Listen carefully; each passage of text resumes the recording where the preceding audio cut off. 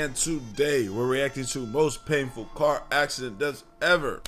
We just go every time these videos drop, y'all send them to me. Y'all, the amount of times I've gotten this video right here, y'all wanted me to watch it, bro. We here today has come. Thank y'all so much for y'all's love, bro. Make sure you pull to the Twitch today. We got an IRL stream, Astral Dior Plus, called a strike. That's why we posting over here in more Astral Dior, a lot of videos. So just want to keep y'all up to date. I gotta keep letting y'all know that. Donut incident. It was just another midday drive for this 28-year-old man in Ohio. The sky was clear, the roads were stretched out like any other time, and for him, his morning had officially started. The only thing left for him to do was to get some breakfast. So that morning breakfast. Still ain't had mine yet. 9:38 a.m. recording this video. I ain't had my morning fist yet. Let me stop. My morning breakfast. Let me not say that. That sounded he'd stopped by a store to grab some donuts and coffee before taking there you off go. to work. And just a good glaze. I'm a glaze kind of guy. That his morning was entirely complete. Which I like. The man was sipping a coffee in one hand and biting a donut in the other. There you go. For him, things really couldn't get any better than this, but somewhere between the first sip and the next bite, everything went sideways. Literally. You know what would make this day better? Some music. Hey Siri, play some Diddy. Now playing Demi Lovato. What? No. I said play Diddy, like, you know, Puff Daddy? Now playing Yeet. I'll just do it myself. While eating his donut, it'd slip out of his hands and knock over his coffee. Damn, nigga. You trying to grab, you got donut, coffee, and now you're also, that's like this. And then I'm like, oh, where's my, and I'm driving. Where's my phone at? Let me try to change. What are you doing? Come on, bro, you can put something down. Free your hand up. In a panic to stop the spilling, he quickly reached for the beverage to steady it. And just like that, in a split second, his car veered left to the opposite lane of traffic. I forgot to mention that this was all occurring in the middle of the highway on an extremely busy Wednesday morning. Dude! And unfortunately, at 50 to 60 miles per hour, that's all it takes. His vehicle cut across the lane and slammed head-on into two westbound cars, completely flattening one in the process. Jesus! The impact was violent enough to leave three vehicles completely mangled and scatter their debris across the field of the road like an explosion. Witnesses said it was chaos. One driver was trapped inside their vehicle with crushed metal pinning them in place, while first responders worked frantically to cut them free. As for the flattened car, it sat in the ditch with its airbags blown out, windshield shattered, Is that and the one frame Buddy was completely in? crushed. When paramedics arrived at the scene, they worked desperately to extract the victims from the wreckage.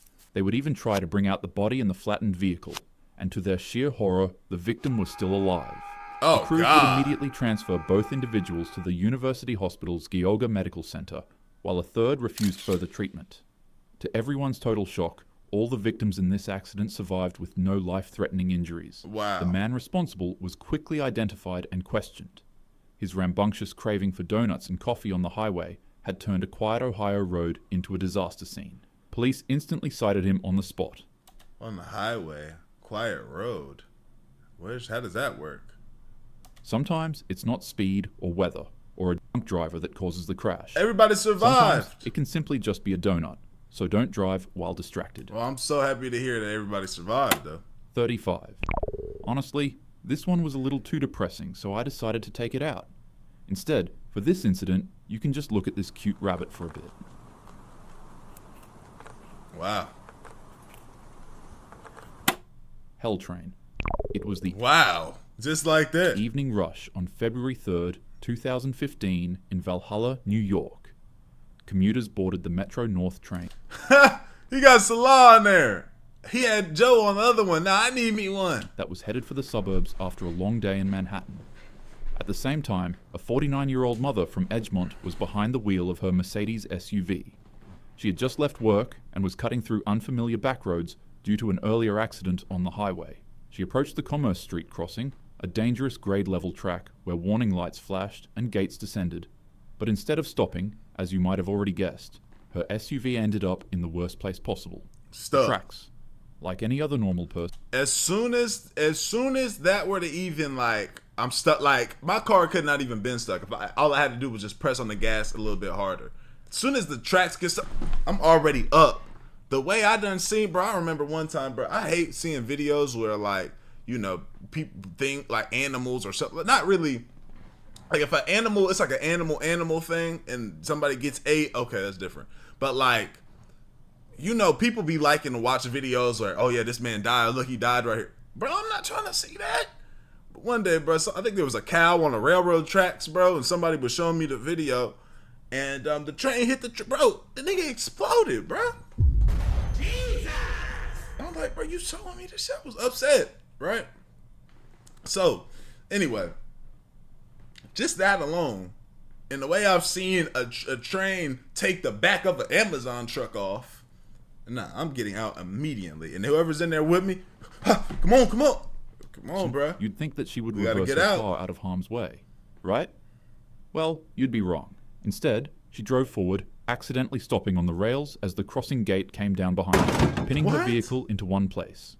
She panicked quickly, trying to find an escape, but without a second to react, headlights pierced the dark. The Metro North train, carrying hundreds of passengers, slammed into her SUV with catastrophic force. The impact drove the 5,000-pound vehicle nearly 1,000 feet up the tracks before ripping it apart. Oh my god. That's only the beginning of what made this situation so terrible. When the train impacted her car, the rails snapped off the ground and speared through her SUV, right into the train's passengers. These rails would shoot up from the floor and send fire and sparks exploding onto the passengers. The first carriage completely erupted into flames as metal debris tore through windows and seats like shrapnel.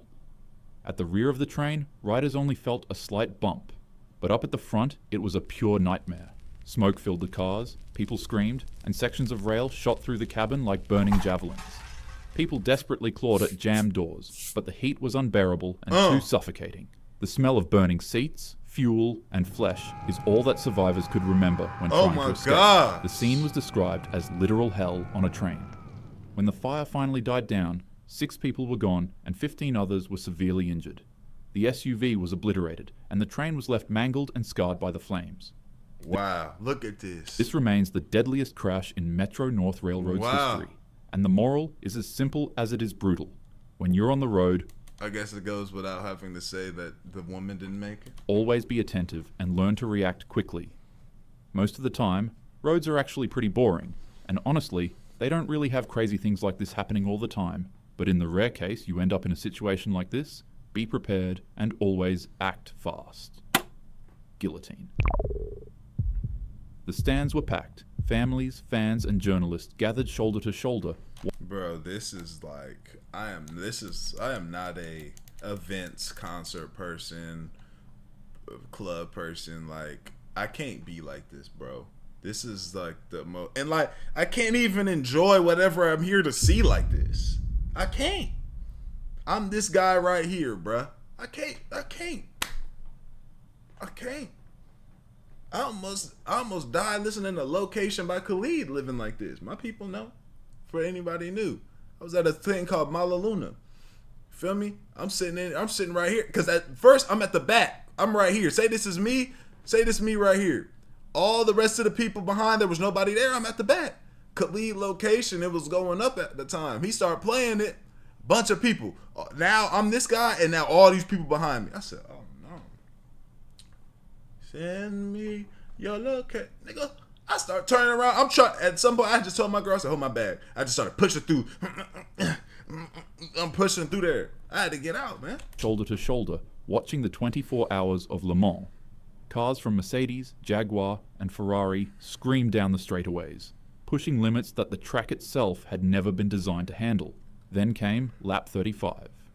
Mike Hawthorne darted toward the pits, braking hard in front of the Austin Healey driver. Macklin swerved to avoid him, but in doing so, he moved directly into the path of Pierre Levey, who was going at over 120 miles per hour. What happened next was unfortunately pure carnage. Levey's car struck Macklin's rear end and was launched into the air like a missile.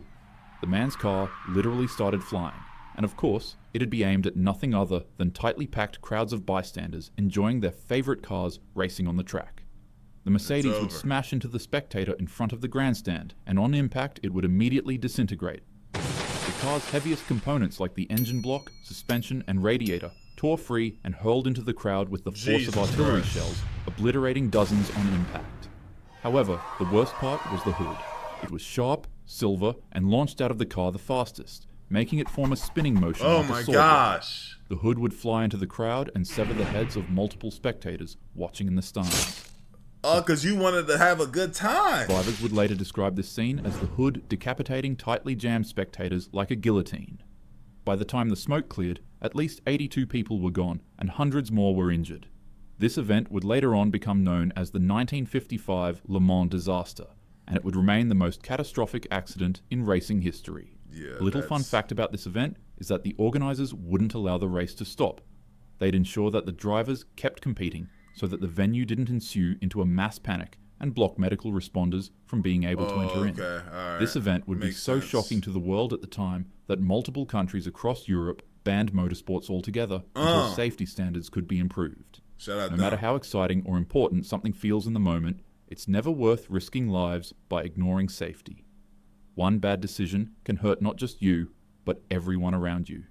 Don't speed, don't be distracted while driving, and always drive safely. Facts. Great message. That being said, man, I love y'all, bro. I appreciate y'all. Put it to the Twitch today. And we gone, man. Did he laugh? I don't know what.